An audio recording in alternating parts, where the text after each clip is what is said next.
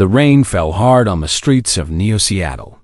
Water ran down the tall glass buildings like rivers. The city was quiet at this late hour. Most shops had closed long ago, but one small cafe still had its lights on. The sign above the door said, "Ember and Gears," in faded red letters. It was a repair shop, tucked between two massive skyscrapers like a mouse hiding between elephants. The windows were foggy from the warmth inside. Through the glass, you could see shelves filled with broken machines, spare parts, and tools of every size dot inside. Daniel Park was working on a broken drone. He was 28 years old, with messy black hair and tired eyes. His fingers were stained with oil and grease. He wore a simple gray shirt with holes in the sleeves. 3 engineering degrees hung on his wall, but he never talked about them. He preferred to let his work speak for itself. The clock on the wall showed 11:47 p.m. Daniel should have closed the shop an hour ago, but he had promised old Mrs. Kim that her delivery drone would be ready by morning. She used it to send medicine to her sick sister across the city. Daniel never broke his promises. He was just finishing the final repairs when the bell above the door made a soft chiming sound. Daniel looked up, surprised. Nobody came to his shop this late. A young woman stood in the doorway. The rain had soaked her clothes completely. Water dripped from her long silver-white hair onto the wooden floor. She looked maybe 19 or 20 years old. She was thin and pale, like she had not eaten well in a long time, but there was something strange about her. Something that made Daniel put down his tools and stare. Her eyes were amber-colored, like honey held up to sunlight. But the pupils were not round like human eyes. They were vertical slits, like a cat, or like a snake. When she breathed, small wisps of smoke curled out from her nose and disappeared into the air. She was holding something against her chest. It was a box, old and battered. Bronze metal covered with strange patterns. Scales and gemstones decorated its surface. It looked ancient, like something from a museum. The girl took one step forward, then another. Her legs were shaking. Daniel realized she was not just wet from the rain. She was exhausted. She looked like she had been walking for days. "Please," she whispered. Her voice was soft and broken. "They told me humans can fix anything. Can you fix this?" Daniel walked around his workbench slowly. He had seen many aliens since the galactic reveal 15 years ago. When the other species had finally made contact with Earth, everything had changed. Now it was normal to see reptilians shopping for groceries. Insectoid beings worked in offices downtown. Even a few creatures made of pure gas floated through the park sometimes. But Daniel had never seen anyone quite like this girl. "What is it?" he asked, gently. He pointed at the box she was holding. The girl walked to his counter. She placed the box down with trembling hands. Up close, Daniel could see it was covered in dust and scratches. The metal was rusted in some places. Tiny circuits peeked out from cracks in the surface, but they were unlike any technology he recognized. "My father," the girl said simply. "Or what is left of him." Daniel felt his heart become heavy. He understood now. This was not just a machine to her. This was everything. "Sit down," he said. He pulled out a chair from behind the counter. "I will make you some tea. Then you can tell me everything." The girl sat. She told him her name was Lily Kong. At least, that was the human name her father had given her. Her real name was impossible for human mouths to speak. It sounded like thunder rolling across mountains. She was a Dracovian. Daniel had heard stories about them. Everyone had. The Dracovians were legends, even among the alien races. They were spacefaring dragons who had ruled 3 galaxies before humans had even learned to make fire.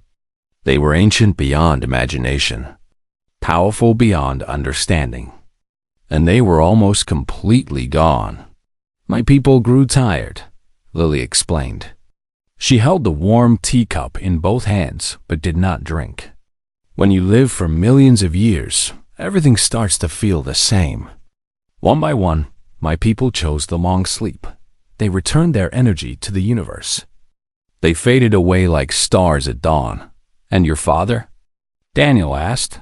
Lily's eyes became wet with tears. He was one of the last. A scholar. A builder. A dreamer. She smiled sadly.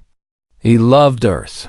He said humans were special, different from all the other species he had met. Why? He said humans were like fire, dangerous and wild, but also warm, also bright. The thing that pushes back the darkness when everything else fails. Her father had taken a human form and lived on Earth for many decades. He had fallen in love with this small blue planet and its strange, stubborn people. And eventually, he had Lily, a hybrid. Half dragon, half human. The first of her kind. When he finally chose the long sleep, Lily continued, he put everything he had left into this box. His memories. His voice. His final messages to me. He called it Papa 7. Daniel looked at the ancient box with new understanding. This was not just a machine. This was a father's last gift to his daughter. He said he recorded something special for my 100th birthday, Lily whispered. A message. A gift. I do not know what it is, but I need to hear it. I need to hear his voice again. When is your 100th birthday? Daniel asked. 3 years from now. Daniel nodded slowly. He picked up the box carefully. It was heavier than it looked. He could feel something humming inside, very faint, like a heartbeat that was almost gone. How long has it been broken? 6 months. I have taken it to every repair shop in the galaxy. The Centauri said it was impossible. The Mechari said it would take 10,000 years. Everyone told me to give up, to let go. Daniel looked at the box. Then he looked at Lily. Her amber eyes were filled with hope and fear and desperate need. He thought about his grandmother's old VCR that he had fixed when he was 12. He thought about every broken thing he had ever touched. He thought about what his own father had told him long ago, before the old man passed away. Everything that is built wants to work. You just have to figure out what it needs. I am not going to promise anything, Daniel said finally, but I am going to try. Lily started crying. She covered her face with her hands and sobbed. Daniel realized that she had probably heard nothing but no for 6 months straight. Thank you, she whispered through her tears. Thank you, Mr. Human. Daniel smiled a little. Just Daniel is fine. He cleared a space on his workbench and set down the box. Then he turned on his brightest lamp and pulled out his smallest tools. Outside, the rain continued to fall. But inside the little repair cafe, something was beginning. Something that would change everything. Daniel did not know it yet. But he was about to do the impossible. 3 days passed. Then a week. Then 2 weeks. Daniel worked on the box every single day. He woke up at sunrise and did not stop until his eyes could no longer stay open. He forgot to eat sometimes. He forgot to sleep. But he never forgot about the girl sleeping on his cafe couch, waiting for good news. Lily refused to leave the shop. She said she had nowhere else to go. Daniel gave her blankets and pillows. He made her soup and sandwiches. She ate very little, but she always thanked him with the same sad smile. The box was the most complicated thing Daniel had ever seen. The technology inside was beautiful and terrifying at the same time. It was nothing like human machines. It was nothing like any alien technology he had studied before. The Dracovians had been masters of something called biomechanical fusion. This meant their machines were partly alive. The metal could grow and heal itself like skin. The circuits ran on crystallized starfire, whatever that was. The memory cores were made from compressed nebulae, actual pieces of space clouds, squeezed down to the size of rice grains. Daniel held one of these tiny crystals under his magnifying glass. Inside it, he could see storms. Real storms of light and color, frozen in the middle of swirling. It was like holding a tiny universe in his hand. "This is insane," he muttered to himself. Lily was watching him from the couch. She watched him all the time now. "The Centauri told me the memory core was corrupted beyond repair," she said quietly. "They said everything inside was gone forever." Daniel shook his head slowly. "They were wrong." "What do you mean?" "The memory is not corrupted. It is just sleeping, like a bear in winter, waiting for spring to wake it up." Lily sat up straight. Her amber eyes went wide with hope. "How can you tell?" Daniel pointed at the tiny storms inside the crystal. "See how they are frozen mid-motion? If the memory was truly corrupted, these patterns would be broken, scattered, random, but they are not. They are just paused, waiting, and it can't be fixed." Daniel put down his magnifying glass. He rubbed his tired eyes. "I did not say that. I said the memory is still there. Getting to it is a different problem." He spent the next few days studying everything he could find about Dracovian technology. He searched the galactic internet for hours. Most of the information was hidden or incomplete. The Dracovians had been very private people. They did not share their secrets easily, but Daniel was stubborn. He kept searching. He found old blueprints in forgotten databases. He read ancient texts that had been translated badly into human languages. He watched blurry videos made by alien researchers who had studied Dracovian ruins centuries ago. Slowly, piece by piece, he began to understand. The box needed energy, not electricity like human machines used, not solar power or nuclear power. It needed life energy, the kind of energy that living things produce just by existing. "Your father powered this with his own life force," Daniel explained to Lily one evening. When he went into the long sleep, the power source died with him. Lily looked heartbroken. "Then it truly is impossible. No one can replace a dragon's life force." "No," Daniel agreed. "But maybe we do not need to replace it. Maybe we just need to give it a different kind of power." He started working on something new. He called it a power bridge. It was a device that would translate human electricity into something the box could understand. Like a translator who speaks two languages and helps people communicate. The other alien races thought he was crazy. Word had spread across the galactic networks about the human who was trying to fix the unfixable. The Centauri Repair Collective sent him messages saying he was wasting his time. The Mechary Engineering Guild said his approach was fundamentally flawed. The collective said he should stop and accept reality. Daniel ignored them all. He worked with human parts and alien parts side by side. He soldered tiny wires to ancient crystals. He connected silicon chips to living metal. He built bridges between technologies that had never been meant to touch on. It was ugly. It was messy. It looked like something a child had put together from spare parts. But slowly, it started to work.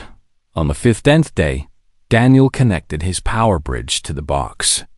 He held his breath and flipped the switch. Nothing happened. Daniel's heart sank. He had been so sure. He had worked so hard. But the box sat there, dark and silent, just like before. "It is okay," Lily said softly. She put her hand on his shoulder. "You tried. That is more than anyone else did." But Daniel was not ready to give up. He stared at the box, thinking. There had to be something he was missing. Some small detail he had overlooked. Then he noticed something. The tiny crystals inside the box were glowing very faintly. So faintly that you could only see it if you looked very closely in complete darkness. "Turn off the lights," Daniel said suddenly. Lily looked confused but did as he asked. She walked to the light switch and turned off all the lamps. The cafe became completely dark, and there it was. A soft blue glow coming from inside the box. Weak and flickering, like a candle in the wind. But definitely there. "It is working," Daniel whispered. "It just needs more power. Much more power." He spent the next 3 days building a bigger power bridge. He used every spare part in his shop. He ordered more parts from across the city. He barely slept at all. Lily helped him as much as she could. She handed him tools. She held wires in place. She made coffee when he started falling asleep at his workbench. "Why are you doing this?" She asked him one night. Daniel was connecting 2 circuits together. His hands were steady even though he was exhausted. "Doing what?" "Helping me. You do not know me. You are not getting paid. Everyone else gave up, but you keep going." "Why?" Daniel stopped working. He looked at Lily with his tired, honest eyes. "Because you asked," he said simply. "Because you needed help. Because giving up is easy, and I have never liked easy things." He went back to work. Lily watched him with something new in her amber eyes. Something like wonder. Something like hope. On the 18th day, Daniel finished the new power bridge. It was massive compared to the first one. It took up half of his workbench. It hummed with energy, ready to go. "This is it," Daniel said. "This should be enough." He looked at Lily. She was trembling. Her hands were clasped together so tightly that her knuckles were white. "Are you ready?" he asked. Lily nodded. She could not speak. Daniel connected the power bridge to the box. He took a deep breath, and he flipped the switch. The box exploded with light. The storms in the tiny crystals began to spin. The living metal started to pulse with warmth. And deep inside the ancient machine, something began to wake up. Daniel Park had done what everyone said was impossible. Now came the hard part. The box was awake, but it was not healed. Not yet. Daniel could see the damage now that the machine was running. It was like looking at a person with many broken bones. The structure was there, but everything was cracked and misaligned. The circuits were firing in the wrong patterns. The memory crystals were spinning too fast, then too slow, unable to find their rhythm. It would take more time. More work, more patience. Daniel settled in for a long repair. And while he worked, Lily told him her story. She sat on her usual spot on the couch, wrapped in a blanket that Daniel had given her. Her amber eyes stared at something far away, something only she could see. When she spoke, her voice was soft and distant, like she was reading from a very old book. "The Dracovians were ancient when the universe was young," she began. "My people watched the first stars being born. We flew through space before there were planets to land on. We breathed fire hot enough to create new suns." Daniel kept working, but he listened to every word. "We built empires across 3 galaxies. We created technology that other races could not even imagine. We lived for millions of years. Some of us even longer. My father was over 40 million years old when he came to Earth." Daniel almost dropped his tools. 40 million years. He could not even imagine living that long. The entire history of human civilization was just a tiny flash compared to that. "But living forever comes with a price," Lily continued. "When you have seen everything, done everything, learned everything, what is left? What is the point of continuing?" She pulled the blanket tighter around her shoulders. "My people grew tired, not in their bodies, but in their souls. They had no more dreams, no more curiosity, no more reason to keep going. So they chose the long sleep." "What exactly is the long sleep?" Daniel asked. "It is like dying, but not quite. A Dracovian in the long sleep returns their energy to the universe. Their body fades away. Their spirit becomes part of the cosmos. They are gone, but they are also everywhere. It is peaceful. It is final. And your father chose this?" Lily's eyes filled with tears. Eventually, but not before he found something worth staying for. She told Daniel about her father, Lord Pyros Kang. He was different from other Dracovians. While they grew tired of existence, he remained curious. He loved learning new things. He loved meeting new species. He loved the endless variety of life in the universe. When he first visited Earth, it was just a routine stop. A small planet with primitive creatures. Nothing special, but something about humans caught his attention. He told me that humans were the strangest species he had ever met, Lily said with a small smile. You were weak.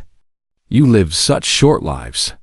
You had no natural weapons, no armor, no special powers. By all logic, you should have gone extinct millions of years ago, but we did not, Daniel said. No, you did not. And my father wanted to know why. Lord Pyros Kang took a human form and lived on Earth for decades. He watched humans struggle and fail and get back up again. He watched them build cities that collapsed and then build better ones. He watched them make terrible mistakes and learn from them. He watched them dream impossible dreams and then make them real. He fell in love with humanity. Not with any single human, but with the species as a whole. He said humans had something that Dracovians had lost, Lily said. Hope. No matter how bad things got, humans always believed tomorrow could be better. They never stopped trying. They never stopped dreaming. Eventually, Lord Pyros Kang fell in love with a human woman named Grace. She was a teacher at a small school. She was kind and brave and full of life. She knew what he truly was, and she loved him anyway. They had Lily together, a hybrid child, half dragon, half human, the first of her kind in all of history. I do not age like humans, Lily explained. I grow very slowly. I will live for thousands of years, maybe longer. But I am not as powerful as a full Dracovian. I can breathe small flames. I can see in the dark. But I cannot fly. I cannot take a dragon form. I am caught between two worlds, belonging fully to neither. Daniel stopped working. He looked at Lily with new understanding. She was not just a girl with a broken box. She was the last child of an ancient race, carrying the weight of two worlds on her shoulders. What happened to your mother? He asked gently. She died 20 years ago. Humans live such short lives. Lily's voice cracked. My father stayed for me. He fought the tiredness for me. But eventually, even love was not enough. The long sleep called to him too strongly. She wiped her eyes with the back of her hand. Before he left, he spent years building Papa-7. He poured all his memories into it. All his knowledge. All his love. He said it would be like having him with me always. And it worked? For 70 years, yes. Papa-7 was my companion, my teacher, my connection to my father. It told me stories about the old days. It gave me advice when I was confused. It played recordings of my father's voice when I missed him too much. Lily looked at the glowing box on Daniel's workbench. Then 6 months ago, it stopped. Just like that. One moment it was talking to me, and the next moment it was silent. I have been alone ever since. Daniel felt a heavy weight in his chest. He understood now why Lily had traveled across the galaxy. Why she had refused to give up. Why she slept on a stranger's couch and watched him work for weeks. This box was not just a machine. It was her father. It was her family. It was everything she had left. The special message, Daniel said slowly. The one for your 100th birthday. Do you have any idea what it might be? Lily shook her head. My father loved surprises. He never told me what it was. He just said it was important. That it would change everything. Daniel looked at the box. The circuits were still firing wrong. The crystals were still unstable. There was so much work left to do, but now he understood why it mattered. "I am going to fix this," he said. It was not a question. It was not a hope. It was a promise. Lily looked at him with her tear-filled amber eyes. "How can you be so sure?" Daniel picked up his tools and went back to work. Because giving up is not an option. Not for you. Not for your father. And definitely not for me. Outside, the sun was setting. The sky turned orange and pink and purple. Another day was ending, but for Daniel and Lily, the real work was just beginning. On the 23rd day, at exactly 3:47 in the morning, Daniel connected the final wire. His hands were shaking from exhaustion. His eyes burned from staring at tiny circuits for so long. He had not slept more than a few hours in the past week. But he had done it. He had finally done it. The box sat on his workbench humming with energy. All the repairs were complete. All the bridges were connected. All the crystals were aligned properly. Now came the moment of truth. Lily was standing next to him. She had been awake all night, watching him work. She was holding her breath, her amber eyes fixed on the ancient machine. "Are you ready?" Daniel asked. Lily nodded. She could not speak. Her whole body was trembling. Daniel pressed the activation button. For one terrible second, nothing happened. The box just sat there, humming quietly. Daniel's heart began to sink. Had he failed? After all this work, after all this time, had he still failed? Then the box began to glow. Light poured out from every crack and seam. Blue and gold and silver, swirling together like liquid starlight. The storms in the tiny crystals began to spin faster and faster. The living metal pulsed with warmth, like a heart coming back to life. And then a face appeared. It materialized above the box, made entirely of light. An ancient face, covered in beautiful scales that shimmered with every color imaginable. Eyes that held entire galaxies within them. A mouth that smiled with 40 million years of wisdom. Lord Pyrrhus Kang, the last great dragon, looked at his daughter for the first time in 6 months. "Lily," the face said. Its voice was deep and warm, like thunder mixed with honey. Lily collapsed. Her knees gave out and she fell to the floor, sobbing. Great heaving cries that shook her entire body. All the grief she had been holding inside for months came pouring out at once. "Papa," she whispered through her tears. "Papa, you are back." The holographic dragon looked down at his daughter with infinite love. "I never left, my little flame. I was just sleeping, waiting for someone to wake me up." Daniel stepped back quietly. This was their moment.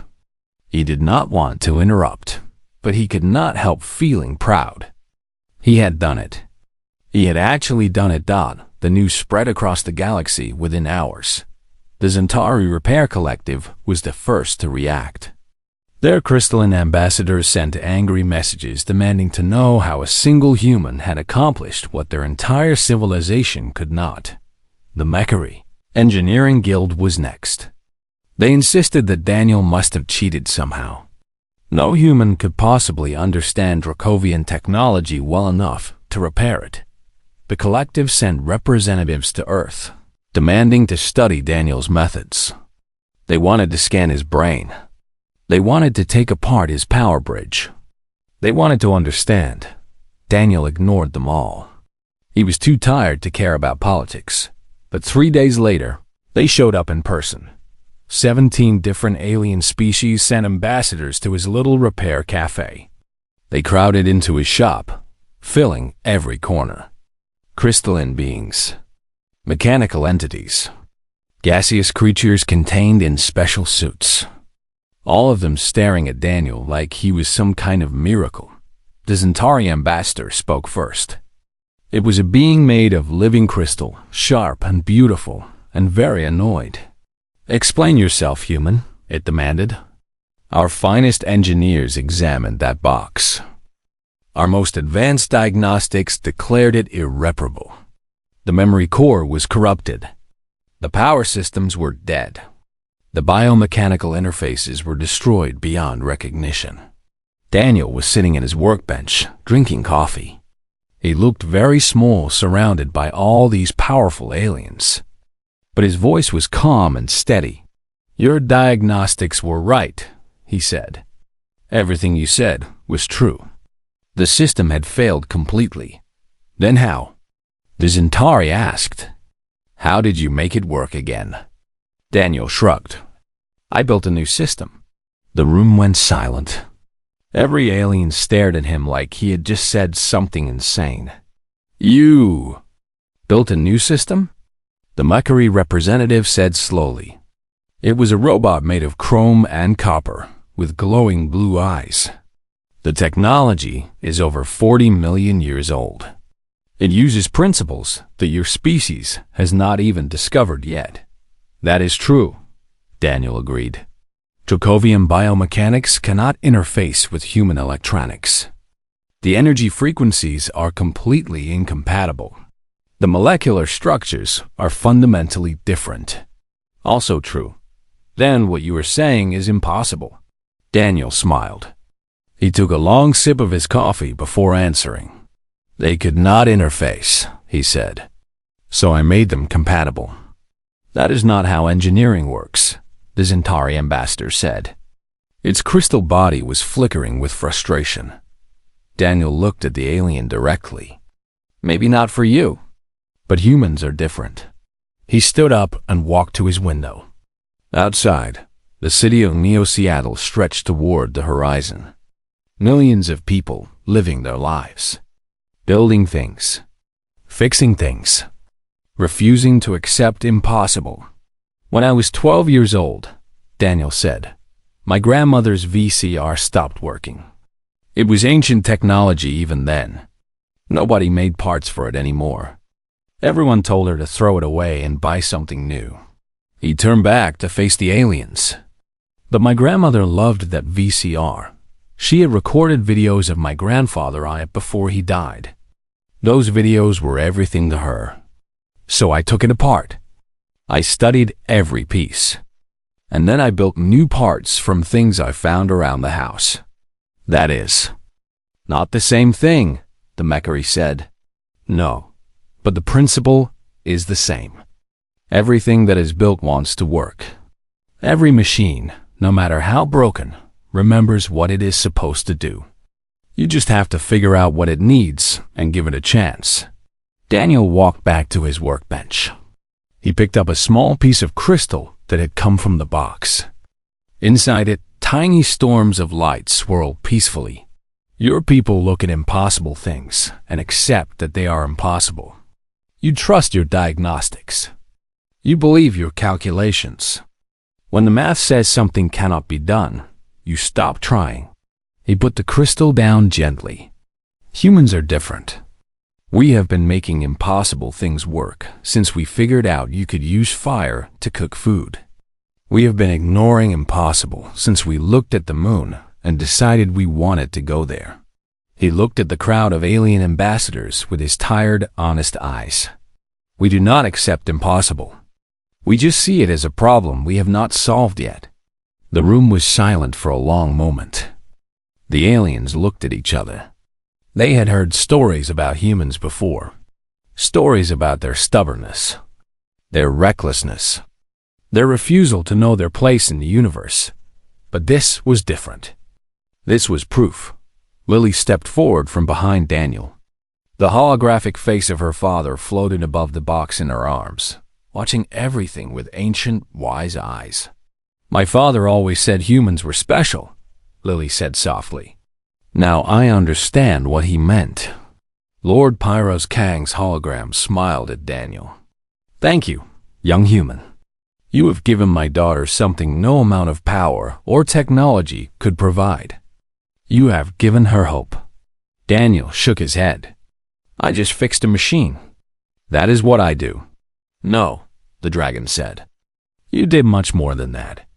And soon you will understand just how much." Daniel did not know what that meant. but he was too tired to ask. He finished his coffee and went to bed. Tomorrow, there would be more machines to fix. 3 years passed like water flowing downhill. Daniel kept running his repair cafe. Lily stayed with him, helping out around the shop. The holographic presence of Lord Pyros Kang became a familiar sight, floating above his box while telling stories about the ancient days to customers who came from across the galaxy. News of Daniel's accomplishment had spread far and wide.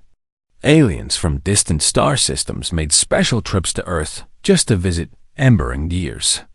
They brought their impossible machines, their ancient technologies, their broken memories of loved ones lost. Daniel fixed them all, while most of them, some things truly were beyond repair. But Daniel always tried, and more often than not, he succeeded where others had failed. The galactic community did not know what to make of humans anymore. So long, they had been seen as primitive newcomers, violent and unpredictable. Interesting perhaps, but not important. Now they were something else. Something unexpected. Lily watched Daniel work every day. She helped him when she could. She learned from him. She grew to love the little repair cafe with its messy shelves and warm lights and endless stream of broken things waiting to be made whole again. She also grew to love Daniel himself. Not in a romantic way. He was more like a brother, an uncle, a member of her tiny, strange family. On the morning of Lily's 100th birthday, she woke up before sunrise. Daniel was already in the cafe, preparing something. When she came downstairs, she saw that he had decorated the shop with silver and gold ribbons. A small cake sat on the counter, covered in candles. "Happy birthday," Daniel said with a smile. Lily laughed. It was a real laugh, full and warm. She had not laughed like that in a very long time. "You remembered," she said. "Of course I remembered. It is not every day someone turns 100. They ate cake for breakfast." Lily talked about her childhood memories. Daniel talked about his family, long since passed. Lord Pyros Kang's hologram floated nearby, adding comments and corrections to Lily's stories. It felt like home. It felt like family. When the sun was high in the sky, Lord Pyros Kang spoke. "Lily, my daughter, it is time." Lily's heart beat faster. She had been waiting for this moment for over 3 years. The special message. The secret gift. She had imagined 1,000 possibilities, but she still had no idea what it could be. Daniel cleared a space on the workbench. He placed the box in the center and stepped back. Lily stood in front of it, trembling with anticipation. The holographic dragon grew larger and brighter. His ancient eyes looked at his daughter with overwhelming love. "My dearest Lily," he began, "if you are hearing this, then something wonderful has happened. You found someone worthy of our family's trust. Someone who could see past the impossible. Someone who refused to give up." The hologram turned slightly, looking directly at Daniel. "And you, young human, you who fixed what could not be fixed. You who gave my daughter hope when she had none. You have done something that not even the greatest Dracovian engineers could do. Not because you are smarter than them, not because you have better technology, but because you have something they lost long ago." Daniel stood very still, unsure of what to say. "You have heart," the dragon continued. "You have stubbornness. You have that strange human gift of caring about things, even when there is no logical reason to care. This is why I loved your species. This is why I stayed on your little planet for so long." The box began to open. Lily gasped. In 3 years, she had never seen it open like this before. Inside was a chamber she had not known existed. And inside that chamber was a single object. A scale dot. It was beautiful beyond words. About the size of Daniel's palm, made of something that looked like metal and crystal and fire all mixed together. It glowed with an inner light, shifting through colors that had no names in any human language. "This is my heart scale," Lord Pyrrhus Kang said.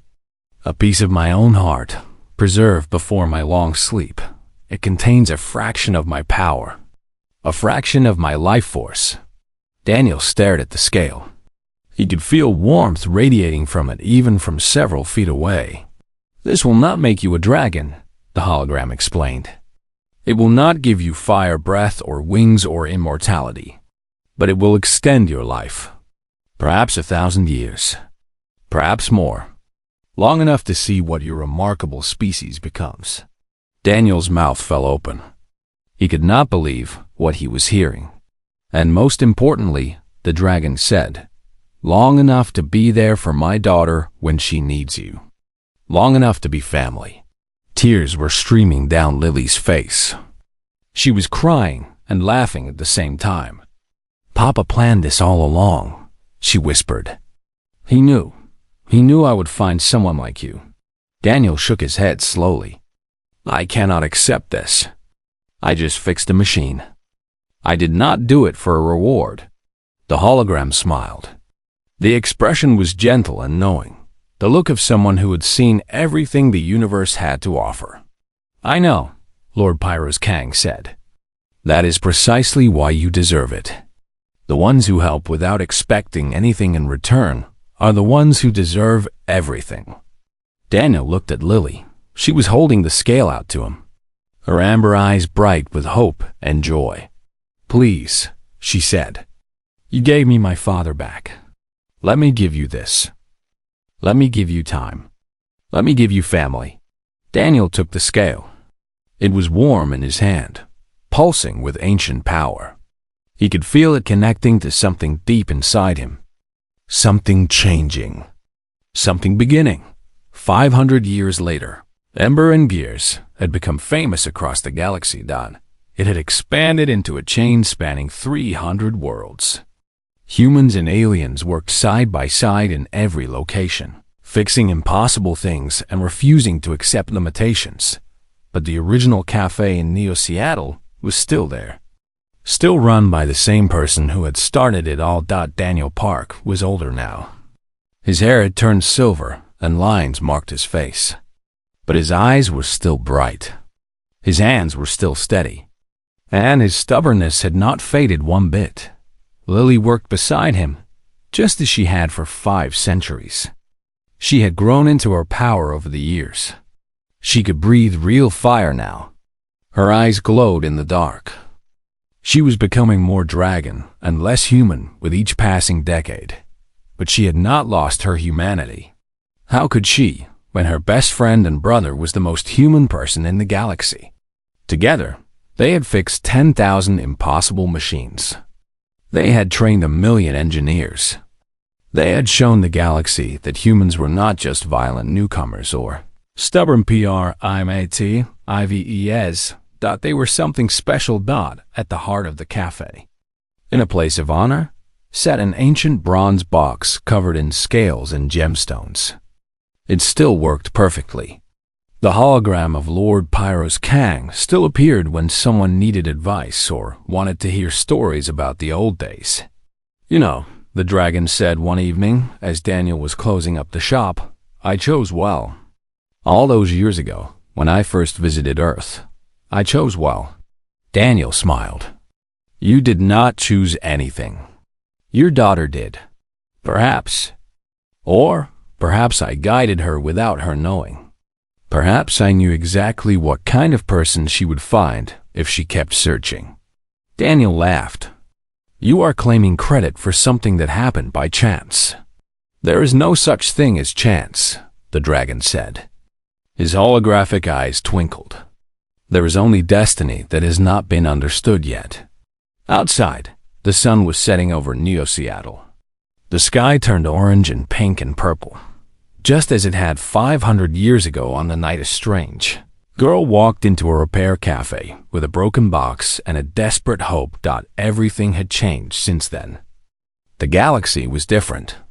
Humanity was different. Daniel was different, but some things remained the same. The little bell above the door still chimed when customers entered.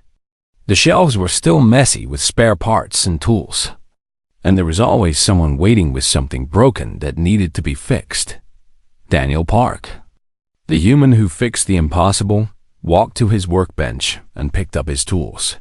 Tomorrow would bring new challenges, new impossible things, new chances to refuse giving up. And that was exactly how he liked it. Some things, once fixed, stayed fixed forever, but there would always be more work to do, always more hope to give, always more impossible things waiting for someone stubborn enough to try. And that was the greatest gift of all.